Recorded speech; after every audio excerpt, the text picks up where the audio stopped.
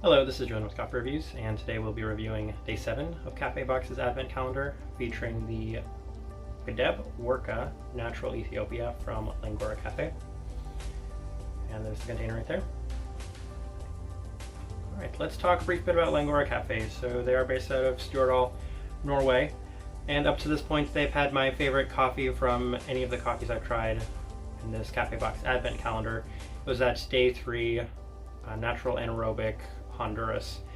And reading their little information blurb right here, it says we select and purchase traceable specialty coffees in season with characteristic flavor profiles that excite us. So I had looked on their website just because I was kind of curious to see what types of coffees they offer. It seems like they do enjoy the naturals and these type of more wild coffees, which is a huge positive for me. It's actually a big selling point, and up to this point I will say that they're my favorite roaster because they tend to go more towards the types of coffees that I enjoy, these more fruity, wild coffees. So far Langora Kaffe is my favorite. But let's talk about this Ethiopia.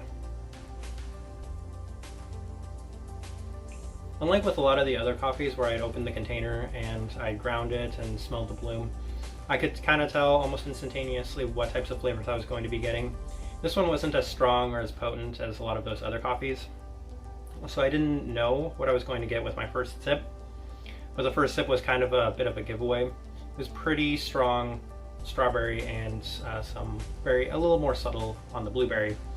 That was my first impression, first sip, and I could kind of put together that it was probably going to be a natural Ethiopia.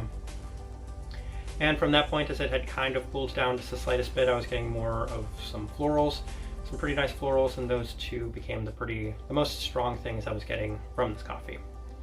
And as it had cooled down the most, and after I let it kind of linger for a bit, definitely some pretty strong milk chocolate. Towards the end, a nice milk chocolate. And I would say I can compare this coffee a lot to the Natural Ethiopia from Luna I've already reviewed on this channel. Very striking similarities. That strawberry sundae sort of taste, pretty strong on the strawberry. Not as creamy on the body, and not as like chocolate and caramel forward, but definitely similar tastes in this coffee with some maybe more florals coming from it. Overall pretty nice. And the taste profile they have listed on here is fruity and floral, hints of strawberries, peach, and jasmine. And the peach is an interesting thing because I rarely get a lot of peach from natural Ethiopias. When it comes to washed Ethiopias, the peach is probably the strongest and most common flavor I get from those fleshy fruit flavors. But for the naturals, not as common. There was that natural Ethiopia from Canberra I reviewed that had peach listed as one of its notes, and it wasn't overly prominent for me. And again, with this coffee, the peach wasn't overly prominent for me, maybe if I think about it, and maybe very subtly in the background. But definitely not as strong as the strawberry, this kind of blueberry, and these florals. And I think the blueberry and florals might kind of go together as this kind of blue-purple flavor you get from this coffee.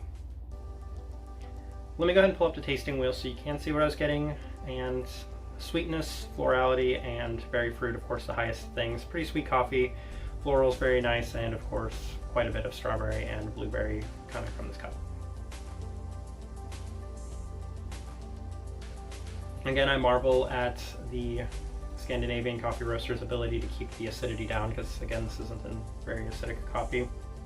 Chocolate I put kind of high for that milk chocolate. Pretty decent finish, and I would say relatively clean coffee for a natural.